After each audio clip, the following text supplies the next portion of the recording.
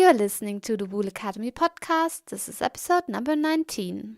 Hello and welcome. My name is Elisabeth van Delden, and once a week we talk to an industry expert from the wool industry supply chain from farm to fashion and beyond, delivering strategies and insights to be successful in wool and showcasing those beautiful stories wool has to tell. Today on the show we welcome Kjersti Kviseth, who runs a product design consultancy called 2025 Design. In her consulting company, she's doing lifecycle thinking in design and development of materials and products, as well as sustainability assessment and strategies. She has a diploma in product design and 15 years of experience in the Norwegian furniture industry, of which 10 as an environmental manager. Kjersti's competences lie in eco-management, life cycle development, and cradle to cradle. These all are related to design, product development, and manufacturing. Welcome, Kjersti. I'm excited to be talking to you today. How are you? Good morning, Elisabeth. Good morning. I'm fine, thank you. The sun is shining in Oslo, so I feel quite lucky. Yeah. And you have sun for how many hours now during the day? Oh, the days are getting pretty much longer and lighter. Mm-hmm. So we have it feels like a normal day with light from around 7 till 6 in the afternoon. That sounds pretty normal. Well, let's just get started by you telling us a little bit about yourself and also your company. Yeah, I'm a born Norwegian, a farmer's daughter from the middle of Norway. And after school, I left for Germany to stay a couple of years to find out what I was going to do with my life. And I ended up studying product design in Germany and had a dream of becoming a very famous furniture designer. I was supposed to live in New York, being only dressed in black and become very famous. I think that was the typical dream in the 80s for all of us who studied design. Mm-hmm. And then I went back to Norway, and I just was supposed to work in a production company, in a furniture company for a year to learn how to manufacture furniture and how to do product development. So that was my beginning of a career that turned out to become something totally different, which I'm very happy about today. Because after a couple of years of having fun doing product development and learning a lot with working with designers and working in the manufacturing, I found out that all these environmental issues that started to come up in the beginning of the 90s, they were totally interesting, and I found a spark of passion. It started actually with something so simple as the German packaging legislation, that we had to take back our packaging materials or pay for them. And that was the beginning of my second, or the new direction in my life, becoming a sustainability manager. And this furniture company, Haag, is one of the biggest in Europe at that time already, and very concerned about ergonomics and health and giving people a better place to sit and making the world a better place to sit. This company was very open to changes and open to new and wild ideas. We had the most crazy product design, but we also had a culture for, if you suggested a new idea like working with sustainability, then the upper management would say, "Oh, that's nice. You can do that, but please be sure you make it good." So we were the first company in Norway starting to work with all these environmental issues really seriously and going for the certifications like ISO and EMAS, and we were front runners. And I had the possibility to build up these topics within the company, but I stayed in the product development department. I stayed designer in R&D, and I think that is it's a really important thing to start sustainability work with your product and with your design. There's so much to do. So instead of having a 1-year career in product development, I ended up staying 14 years, and 10 of them as the global environmental manager for this company. So I learned a lot about sustainability. I learned a lot about all the topics and did all the topics related to that, from waste management, annual reporting, to chemical management, training of employees, supply chain management, etc., in addition to the product-related things. And it was also that time when the Cradle to Cradle was founded by McDonough and Braungart in the early 90s. And I had already done some work on recycling and reusing recycled bottle caps from Coca-Cola bottles into our office chairs. And I found that the Cradle to Cradle guys was very inspiring, a very inspiring concept, and the true and only way to go to do that kind of thinking. So when I quit my job at Haag after 14 years, I first went into academia and did teaching on eco-design for a couple of years. I also had a bunch of kids during that time, so I needed to step down and work a little bit less. And then some 10 years ago, I started 2025 Design together with another designer in Norway, focusing on cradle-to-cradle thinking and sustainability, and wanting to help the Norwegian industry to build up that kind of competence. So I understand that you actually created probably your own position as environmental manager and were probably one of the first ones to have such a title in the early 90s. Yeah, in Norway for sure, that was not very typical.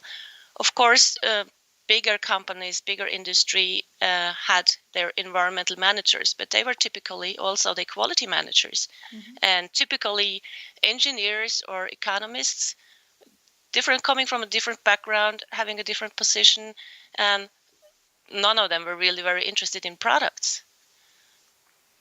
Right. So my position was very special, coming from the product side. Mm. And that leads us maybe already to the next question. So give us a little bit an introduction to what does life cycle design mean exactly? Life cycle design for me is thinking about the complete life cycle of a product, and not even only the first life cycle, but also the next and the next and the next. Planning for as many life cycles as possible for materials. Of course, a product will live a certain life, and hopefully a long one, but a material can live for many, many life cycles. And this is what I learned by working together with Cradle to Cradle company and the people. I was representing them for some years in Scandinavia, and planning for many life cycles, or what I as a designer would say is design for reincarnation, is what we are doing when we are talking about design for life cycles. So maybe for those people who are not that familiar with cradle to cradle, so normally the term would be cradle to grave, which just means you dispose of a product once it has come to its first end of life. But with cradle to cradle, it's exactly what you just said, that you give it a second life or even a third life, and already plan that into your design when you design the first product. Is Yes. that how I understand it correctly? Okay, great. And why That is correct. Yeah. And why is it so important and relevant to think about the different lifetimes of a product? It's really important because we have limited resources on this planet. That's one thing that we probably most of us are aware of, that we need to take more care of the resources and use them for a longer time before we dispose of them, and hopefully not dispose at any time. And in the design for life cycle, which is my term of how to do cradle to cradle, is we think about materials going into biological cycles or technical cycles. Some materials, natural fibers, materials that come from nature, like wool, they can also go back to nature, be biodegraded or composted. Other materials, like the synthetic ones, plastics, metals, they must go back to industry to be technically recycled. So that's the basic principles. But it also belongs to the story that we need a shift from the fossil fuel energy to solar-driven energy. And solar energy might come directly from the sun or through wind or waves. And it's also a very, very important focus is to keep materials clean, or not to add any toxic dye stuff or additives that will interfere with the process of recycling or giving things back to nature. So if you have a wool garment or a wool textile that you want to compost or put back to nature, then you must be sure that all the dye stuff and all the finishing is so clean that it is not harmful to nature or to humans. And you just mentioned wool as an example, but can you also maybe mention a very particular product or a company who's using the life cycle design concept, and kind of explain how, maybe the different product stages that were already planned when the product was developed, to make it a little bit more concrete? I have one favorite brand, which is a American company making detergents and soaps. It is called Method, and they are based out of California. There were two young guys living together in San Francisco as students, and they really didn't like to clean up their place. It was a mess all the time. And one of them studied chemistry, and so he set out to say, we have to change something in our behavior. We need to clean up our apartment a little bit more. And why are all these detergents and all these soaps so ugly and they smell so bad? So he started on a quest to develop very clean soaps and detergent, natural stuff only. And in addition, they wanted to make the most elegant packaging for these soaps. So they are using only clean and safe ingredients in their products, and they are using recycled bottles, water bottles, PET, for their packaging. They are using famous designers to design beautiful bottles and boxes, and to make this a really elegant and attractive and inspiring range of products for your home. So that is a very good example of that is design for life cycle thinking, applies to all ingredients, and you need to start thinking from what raw material comes in and what kind of systems you are making. Okay, thank you for that example. And yeah, I've also seen Method already here in Germany in the drugstore. So for sure they've come a long way and I guess that's what people like nowadays, the consumer, to have these products that are safe for the environment. Yeah, and I think it's what is very important when you work with design for life cycles. It's to get away from this um, impression of alternative stuff, or Birkenstock shoes used to be the for all the alternative people going with their bikes and their violet scarves. So we are finished with that. It's about making the most attractive, cool, sexy, elegant, nice product. And by the way, it's also designed for many life cycles. And what kind of companies do you see are being interested now in this life cycle design today? And how do you think the topic will, or this kind of thinking will develop in the future? Today we see actually it's starting to grow. The last couple of years it has shifted from not being interested, and especially in Norway, industry and business has had very little interest in the sustainability and design for life cycle thinking. Now it's on everyone's lips. It's under the terminology of a circular economy, because the Cradle to Cradle guys started something that has shifted into a better term of a circular economy, which has been adapted by the European Union. Most countries, at least in Europe, are talking about this and how to make the shift in society, in business and industry into circular economy. So the design for life cycle is just another term in the same way as circular economy. And especially I see a change in the textile and apparel industry, that they are becoming more and more interested in becoming circular. If you look at H&M, for instance, which is a famous brand, they have claimed that they want to become 100% circular, and they work together with the Ellen MacArthur Foundation, which is one of the main player in Europe or globally even on circular economy, trying to make this happen. And how they will do their design and design for life cycles is a basis for how a business can become circular in all and everything they do. Oh yeah, and so what I hear and find very interesting is that it started as a concept that individual companies did, but now, as you said, the European Union is already heavily involved in this area under circular economy. It seems that it got so much traction now that also the political side is really deeply looking into this. So for sure, that's a concept to be observed and yeah, worked with in the future. Now, I obviously, this is the Wool Academy podcast, so we also need to talk about wool, and I know that you are a big fan of wool. And tell me, is there a special relationship between wool and life cycle design?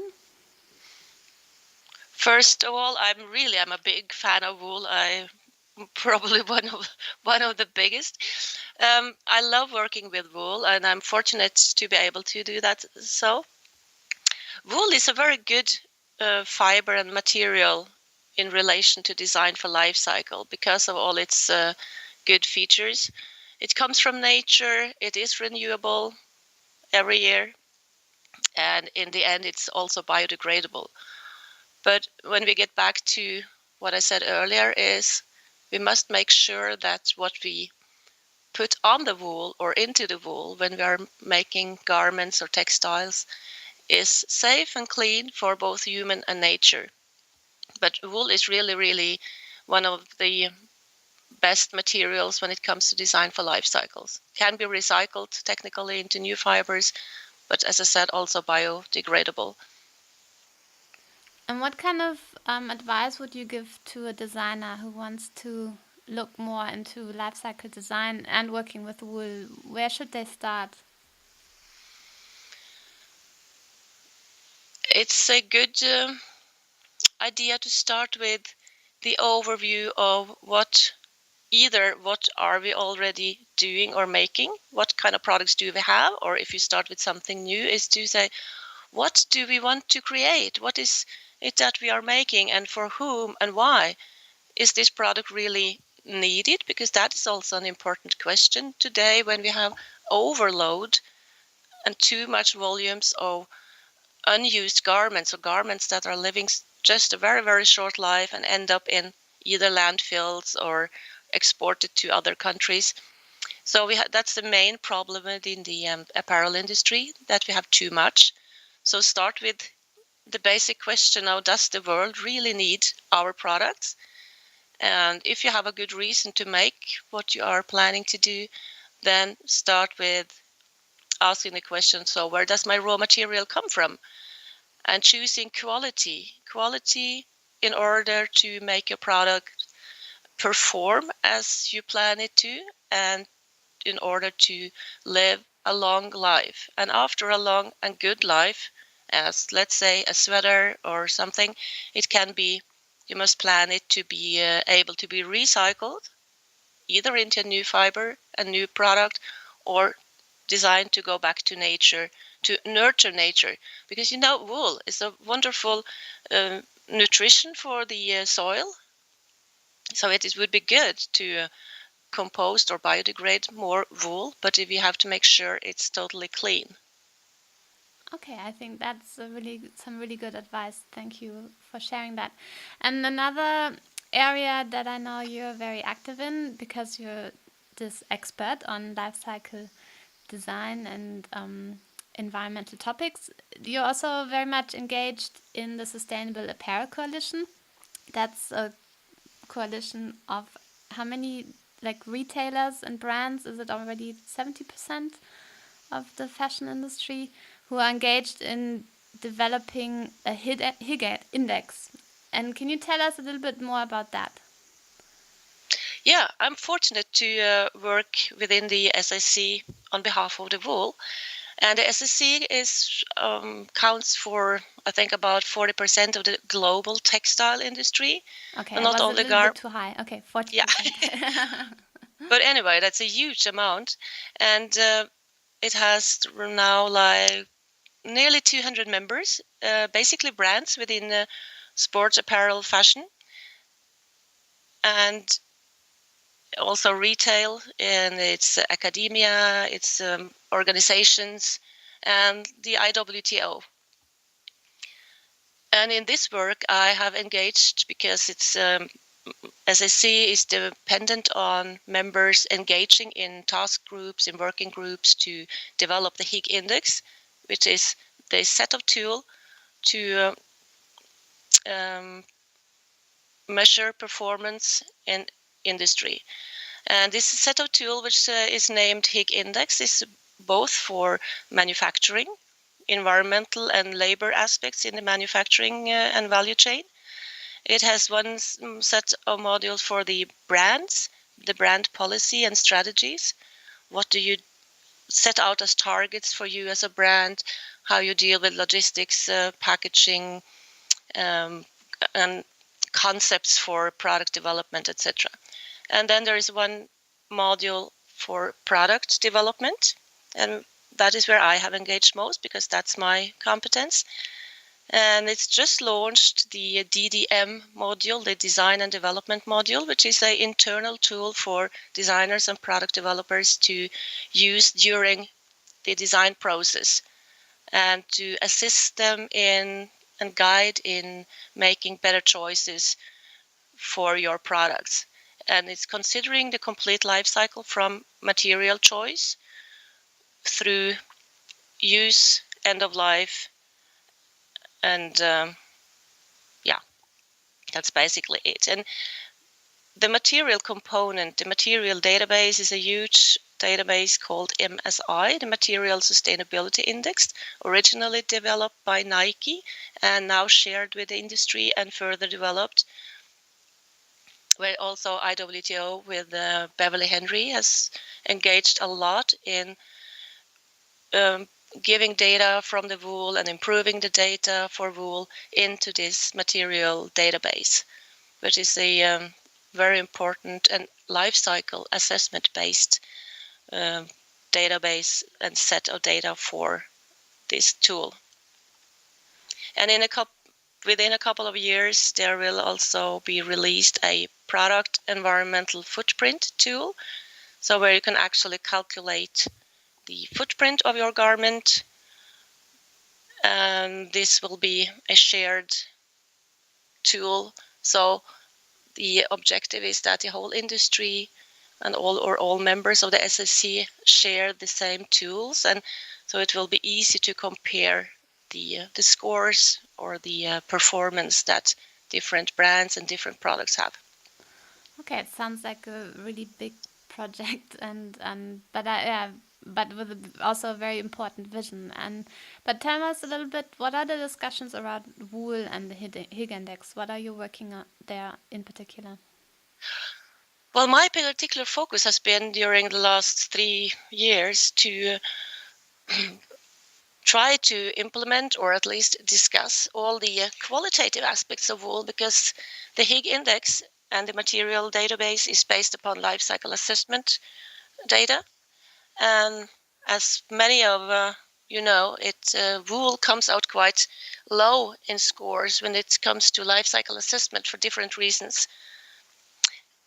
And we want to improve the scores and improve the wool's reputation by talking about, by communicating and adding the qualitative data about wool, because wool does not need to be washed that much as other fabrics. It has this natural fire retardancy and so many features and so many good aspects of wool that are not captured within a life cycle assessment. And having discussions about all the qualitative aspects, the good sides of a material, and actually all materials have some good sides and some bad sides. And this has not been maybe not yet a very successful task, because the Higg index is totally based upon verifiable data like life cycle assessments. So there is still a lot of work to be done to improve wool's credibility as a very sustainable fiber.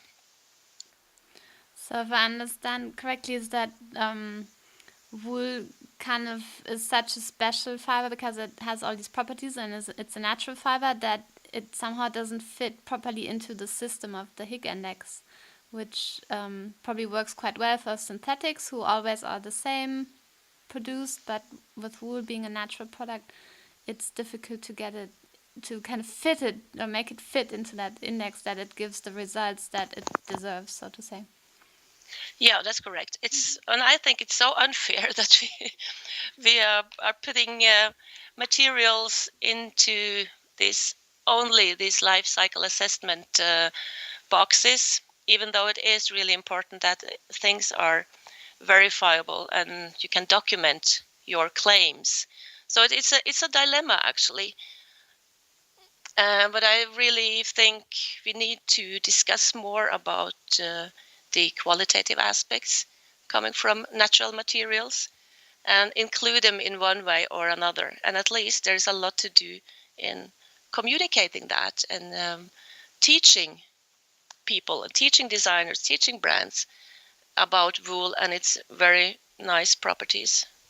Yeah, and that was also something we discussed in the podcast with Dr. Beverly Henry. You mentioned her before as well, who also explained us more about life cycle assessment, and also that there will be now lots of work done on how are consumers using wool products, how long do they last, how often do they wash them, etc. Because these are those qualitative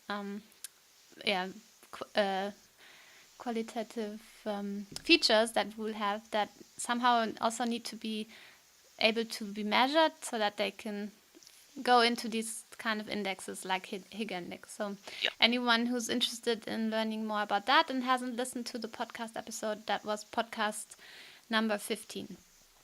Well, before we close, Kjersti, it was really nice talking to you and really interesting. But how can companies who are interested to learn more about life cycle design get in touch with you?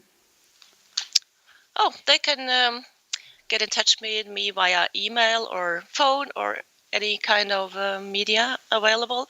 Go to my website, www.2025design.no. I'm based in Oslo, but I'm very flexible and mobile. And contact me on that. And it would be lovely to hear from people who want to know more about what design for life cycles could mean to their products or their company. Yeah, well, for sure we'll link to your website in the show notes so people can easily find you. And yeah, once again, so valuable information that you provided today. I really appreciate it, and I hope you have a good rest of the day.